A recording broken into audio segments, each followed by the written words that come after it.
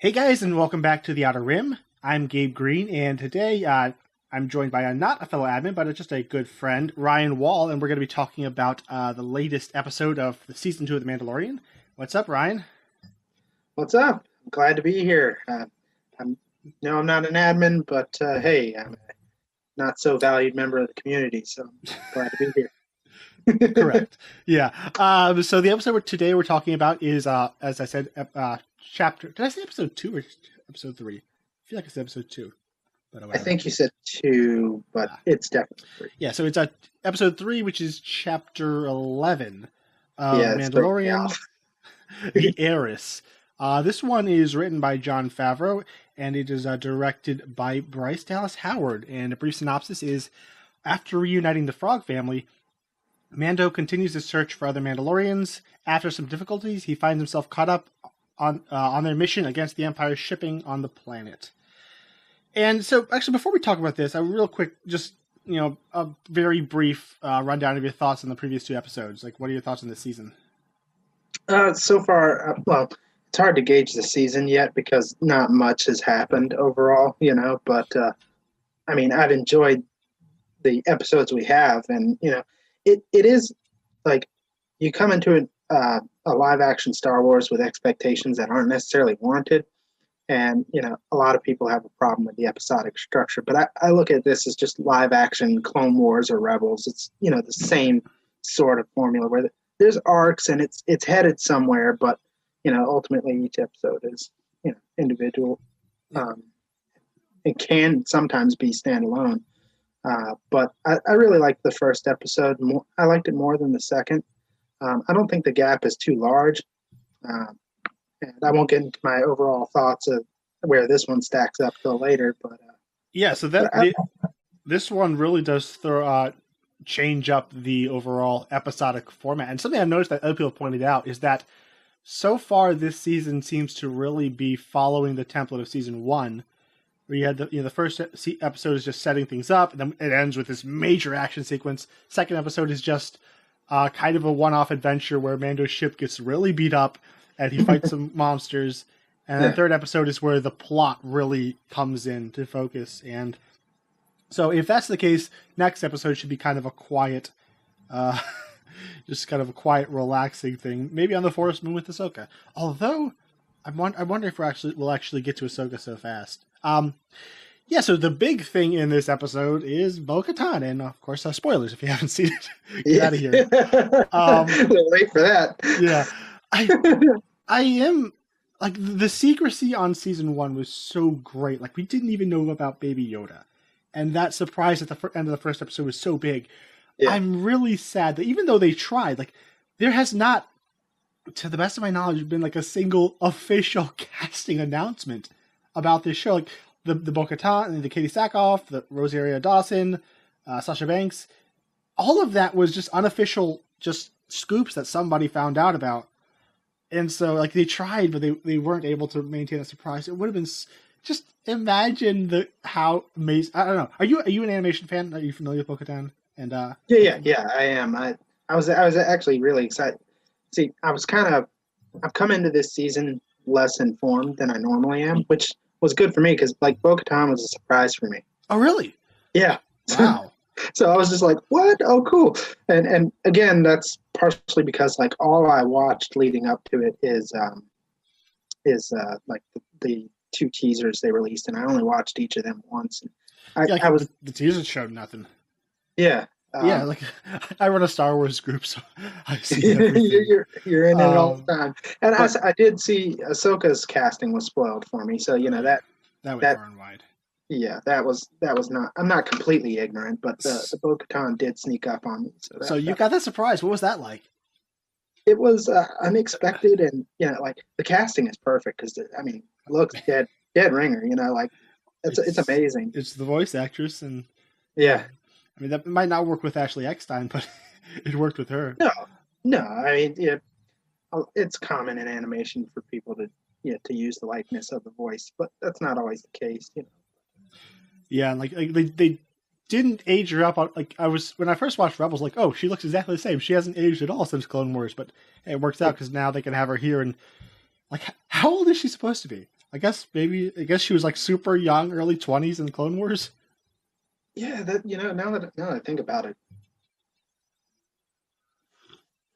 yeah, she should be Timing is a little like imagine pushing her, into the 40s at this point, right? but yeah, her and Obi-Wan, like Obi-Wan in Clone Wars versus Obi-Wan in A New Hope. He had a rough life. Mandalorians age very gracefully. It's the helmet, I think. That's what it is. Yeah, so that was a huge surprise, and that I think, aside from just the overall hearing the vague whispers about the Purge, and so in season 1 we kind of assumed that we left Rebels. Bo-Katan was leading. I'm going to say Bo-Katan or Bo-Katan probably both several times. The same way.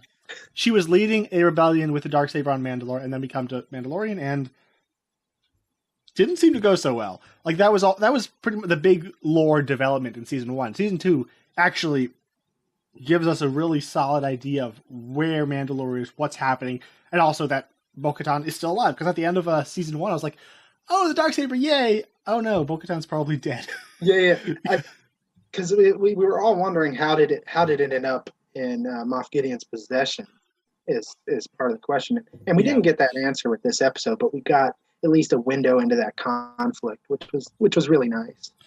Yeah. So now that's I'm thinking that this episode could be like the fulcrum point for the entire show going forward, because if I think so too. A story they could be setting up is that Mando season 4, season 5, we're having an Avengers style reunion, and everyone's going back to Mandalore to follow Bo-Katan with a Darksaber to reconquest the planet. Like that's a second siege of Mandalore, but that's a possibility with what they're setting up. Yeah.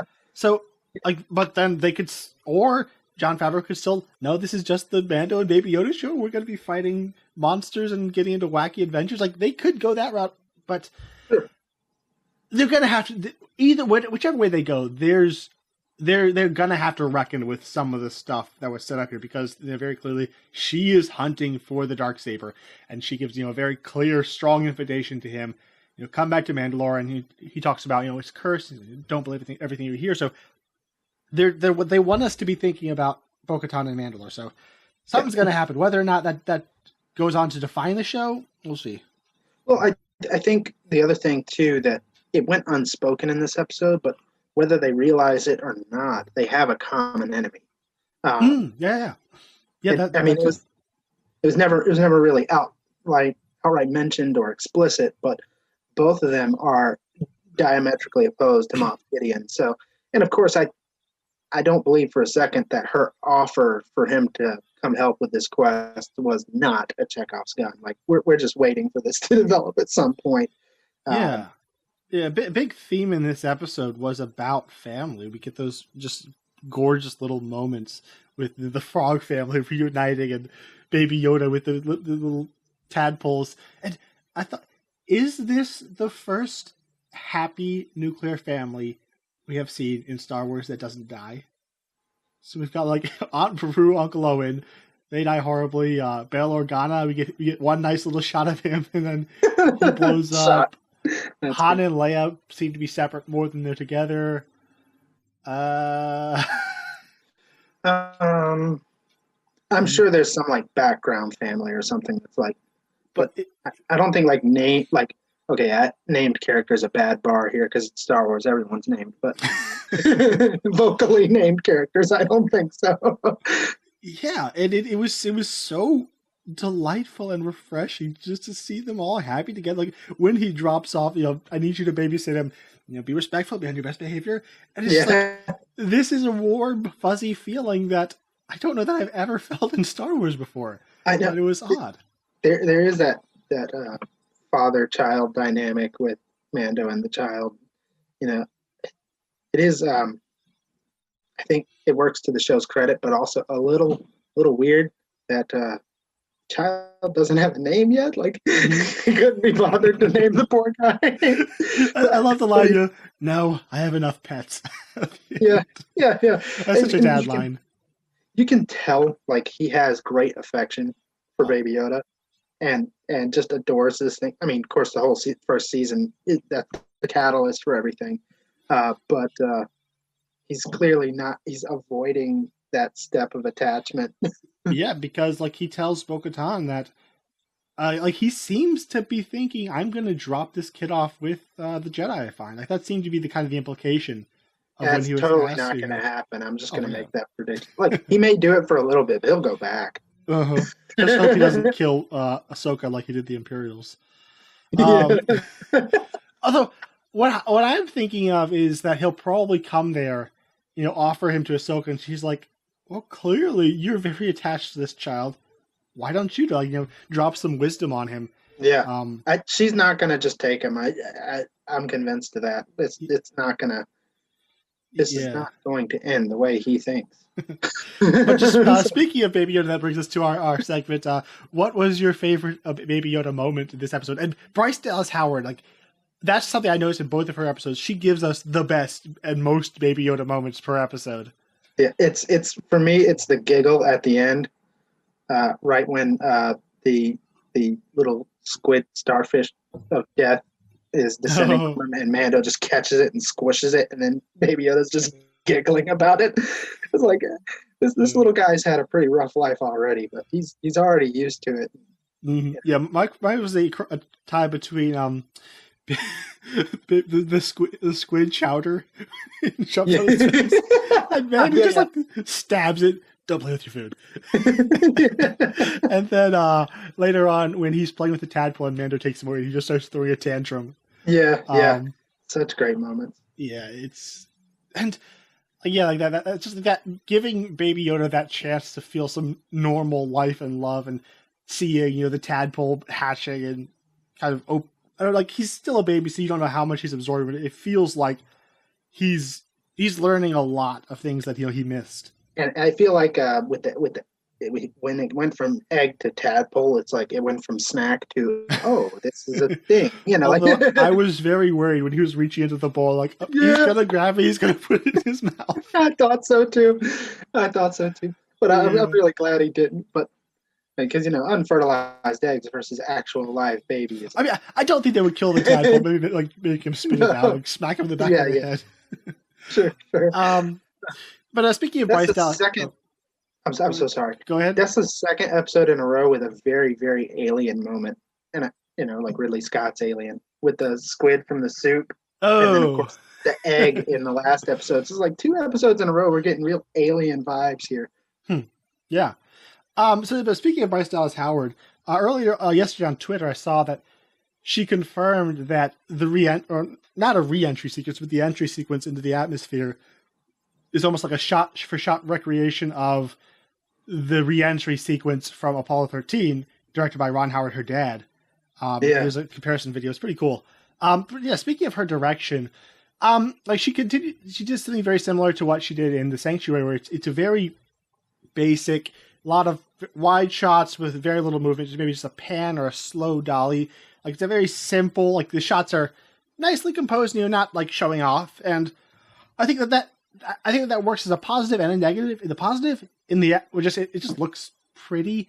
And the action sequences, she'll just stick the camera there and let and hold the shot, allow the choreography to play out with very like shockingly little cutting in some of these hand-to-hand combat sequences. On the downside, when the action happens, it means that she's not using the camera as like a participant in the action. So unless that choreography is really good, it doesn't give the action and energy. Like she's not building up the action and complementing it with the camera.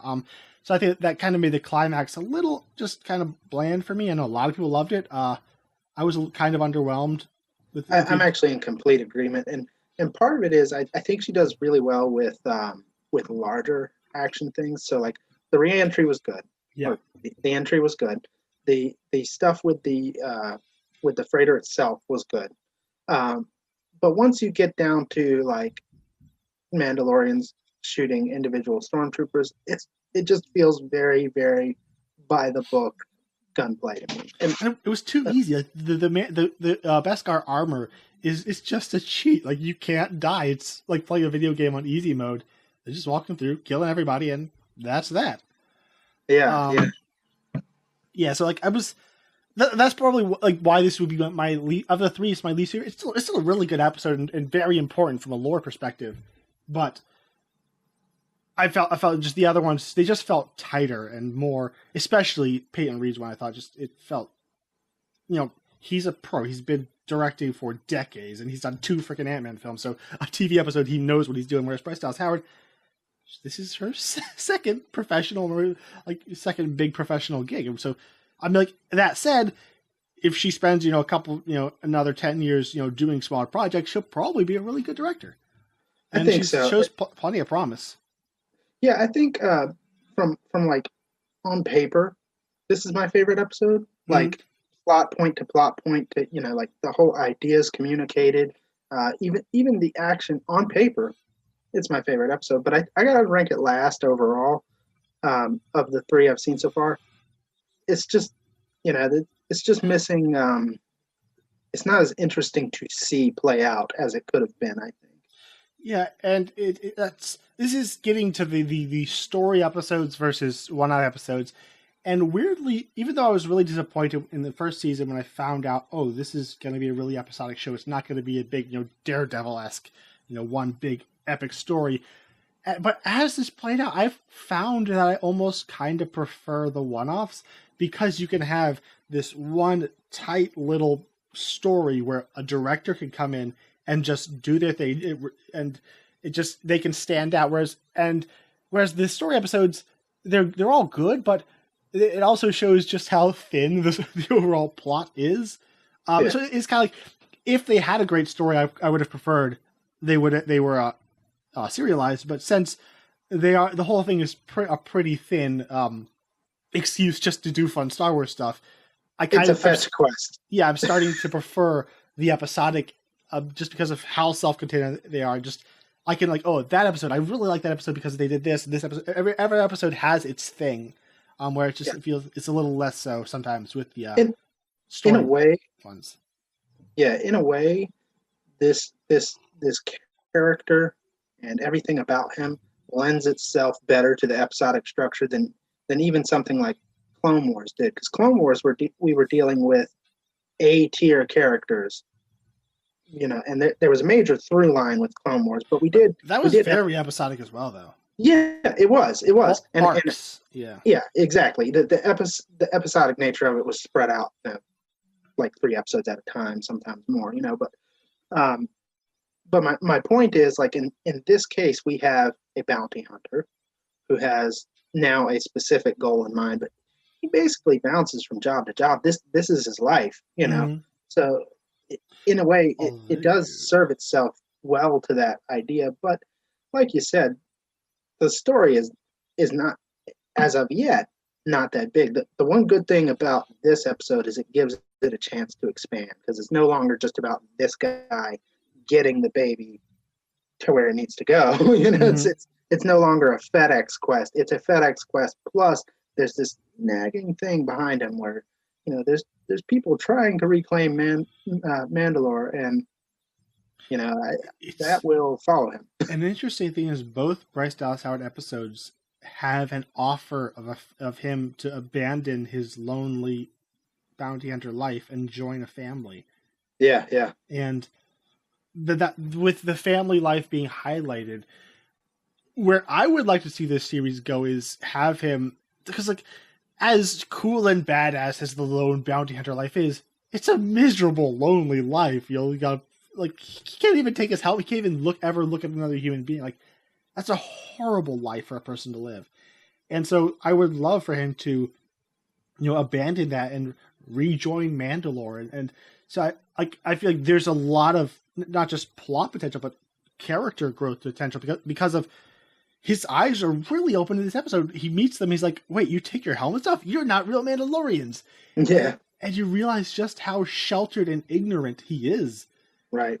And I'm glad they did that because I was really irritated in season 1. What are they doing? Mandalorians take their helmets off all the time. And they actually give a good reason, like, oh, he's one of those guys. Yeah.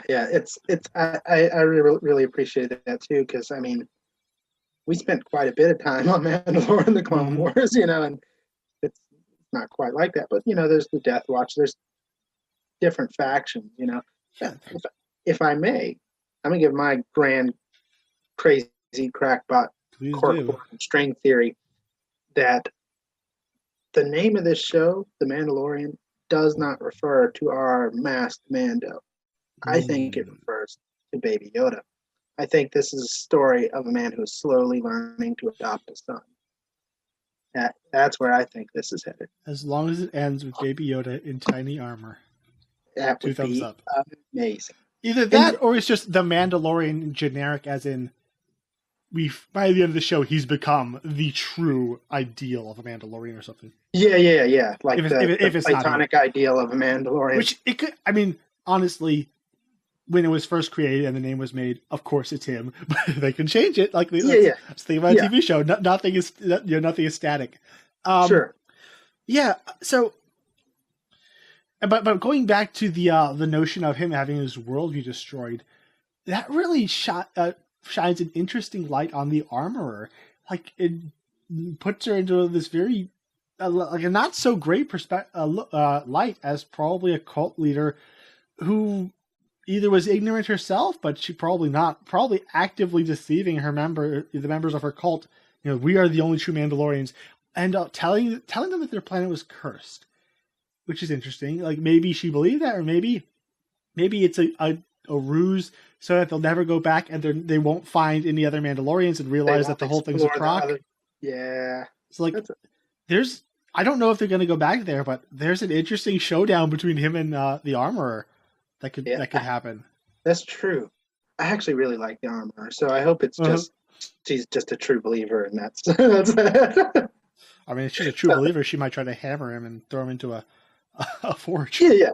Well, I mean, I'm fine with them coming into conflict. I just mean that, like, I hope that she's not, like, intentionally deceiving him.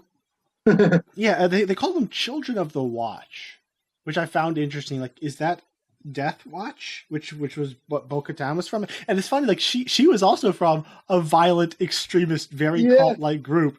And she's rolling her eyes at him, so it's like, you got to be really bad. Yeah, you got to go down the rung on it. I think if I had to guess, the Children of the Watch are a splinter from the Death Watch that is more religious in nature than political. Like after the fall of Mandalore or something. Yeah. That's my guess. But I mean, I could be proven wrong this very next episode. So I'm open-minded.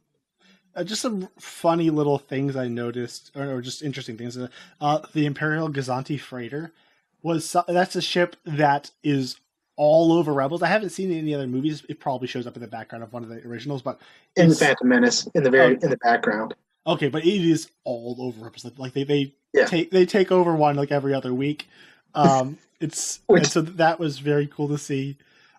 Probably another reason why I'm not so blown away by the taking over the ship, because like that was the irregular plot point on Rebels. It's their calling card. They're made to be stolen. Pretty much. And then the AT-AT Walker Doc Crane was so freaking cool looking, like civilian model AT-AT. But most importantly, the Mon Calamari dock worker has a completely normal knit sweater. Did you see that? Yeah. I love it. I love the jibe at the Mon Calamari after they've repaired his ship, and like I've always wondered if their ship architecture was like thought out, or if it's just as haphazard as it looks, and I guess it's as haphazard as it looks. I love just all the little beats with him. Like he comes out, and he's just like when the ship crashes, and he just like shakes his head and walks away. And then at the end where he's like, I gave you 1,000 credits, and he just holds out the data pad. He's like, just silent. It's held together by like harnesses and tackle and nets. There's like rope and net. I do love the touch that the chair is like lined with red now. Like that's like not Oh, just really? Akbar's thing. That's like the thing they do, I guess. I didn't see that. Yeah, it's great. Any other things you wanted to mention? No, I think we hit the. I think we hit it. If we go much longer, we'll just end up getting really granular with it. But I really enjoyed it. And one last thing, favorite badass Mando moment. Ooh, for me, it's got to be his cover me and then charge with the thermal detonators. And yeah, that was. There was a surprisingly few moments this episode in comparison to other ones. Mine was when he just dives headfirst into the water with a giant monster after they bat the kid in. Which, oh my gosh, like that shocked the crap out of me. Just like swat him into the water, and he just barely closes the thing in time before he gets swallowed. And the funny thing is, like, I have this bad conception of the Corn, and I'm thinking, oh, cool, maybe we'll get a nice, relatable, good Corn guy. Nope. Yeah, like the nicest one we get was in one of the in one of the Clone Wars arcs, and he started out as the villain, and he became kind of sort of good by the end. Like that, yeah. That's the nicest Corn we've ever seen. You can't trust him. And yeah, at the end we end with Mando saying, I finally know where I'm taking you, but it's going to be a bumpy ride. So is that like a warning to the audience? Don't expect Ahsoka next episode. Like, are they going to have some other wacky adventure, or is it just a line? I hadn't considered that. I could very easily see all of a sudden next episode is a side adventure with space pirates. Yeah. But if they're going to follow the structure, they need to have the time of quiet reflection in a very soothing environment, which would be perfect for an Ahsoka episode. And having a former Jedi in that episode just makes sense. Yeah. So, a very solid episode, very fun. Also, we should mention Titus Welliver, like the dude who is born to play a miserable bureaucrat. Yes. And funnily enough, there's a little bit of a Agents of S.H.I.E.L.D. reunion going on here, because the guy the other Mandalorian, played by Simon Cassianides or whatever, he's also has a decent role as a villain in Agents of S.H.I.E.L.D. Also, the pilot, I saw us looking up, the pilot, Alexander Wraith, he also is a character in Agents of S.H.I.E.L.D. I'm only in season 3, so he's like later on, apparently, but there's some Agents of S.H.I.E.L.D. people here for some reason. Gave me some strong Hux vibes, honestly. Yeah, and I like the electro cyanide capsule, or whatever that is. I thought that I was like, are they really going to do a cyanide capsule? And then I was like, oh, nice. Yeah. Also, twist on it. The Quarren captain's voice. He's not credited, but he has like a really the first line he says, like, wait, is that Sam Elliott? I think it's Sam Elliott in here, but I don't think. Yeah, it's not him, but he's not credited. So makes me wonder, was he just like a VFX artist who did it and they kept it? Who knows? I don't know. And one other little touch is that Lauren Mary Kim, who played Ahsoka in the Darth Maul fight in season 7, she is Sasha Banks' stunt double. And this is the episode that Sasha Banks is in, and it's not a huge role, which is probably a good thing, because if we know anything, that's for season 3. Yeah, and I'm glad it's small, because if we've learned anything, wrestlers can't act. I'm sorry. Yeah. All right. Go ahead. I'm not gonna bite that bait. You're on your own there, buddy. I mean, I love The Rock, but it's as far as like how the ones we've seen. Okay, you're not wrong. I'll bite. You're not wrong. Yeah. All right. So I think that'll do it. So join us over in the Outer Rim Star Wars Facebook group. It's dedicated to positive and constructive Star Wars discussion. Everyone's all excited over the latest episodes. And since Josh isn't here, I'm going to do a plug for my podcast, Franchise Fatigue Podcast. And we actually we went through the entire Star Wars saga. It's like 30 episodes, including 2 episodes on the first season of The Mandalorian, where we talk about each episode in about as much detail as we did here, or even more. So yeah, check out Franchise Fatigue Podcast. And next week we'll be back with whatever episode they have for us.